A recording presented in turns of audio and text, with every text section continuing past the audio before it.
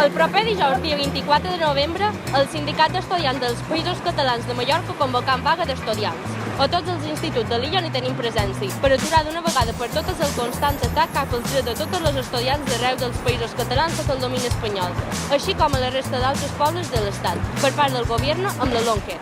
Aquesta llei ens condueix una vegada més cap al passat.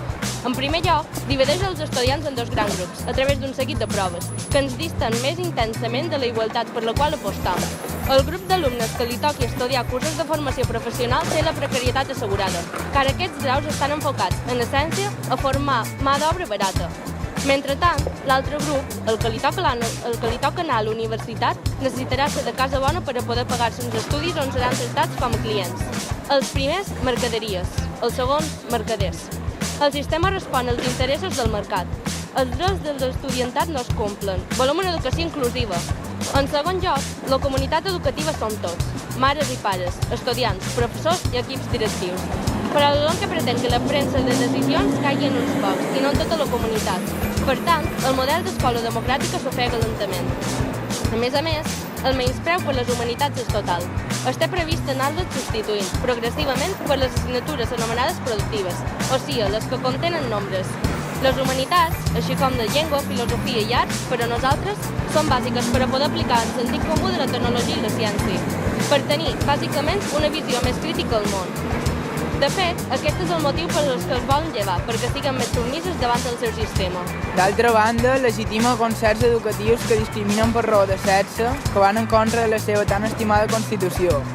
Nosaltres, en canvi, volem una coeducació, és a dir, una educació que té com a objectiu fer disminuir tant com sigui possible els efectes i conseqüències d'una educació sexista sobre els nins i les nines. Implica que no hi hagi segregació escolar per sexes i, a més, que el material utilitzat no contribueixin a crear diferents expectatives entre homes i dones. Per acabar de provar, ens volem invisibilitzar com a poble. La LONCE vol espanyolitzar tot Espanya i degrada les llengües cooficials a un nivell molt secundari, la qual cosa suposa un gran retrocés que ens situa a principis dels anys 80. El català, el basc i el gallec no són matèries troncals ni específiques en el currículum bàsic. Ara bé, el govern espanyol estarà obligat a sufragar el cost d'una escola privada si no hi ha oferta pública en la llengua vehicular que triï la família, a compte, això sí, de la comunitat autònoma corresponent. És per tot això que com a estudiants no poden deixar que la LONCE avanci tranquil·lament, amb impunitat. Li han d'aturar el pas, perquè amb els nostres drets no s'hi juga. Des del CPC Mallorca feim una crida a buidar les aules i omplir la plaça Tup, a Ciutat, el dijous 24 a les 12 del matí.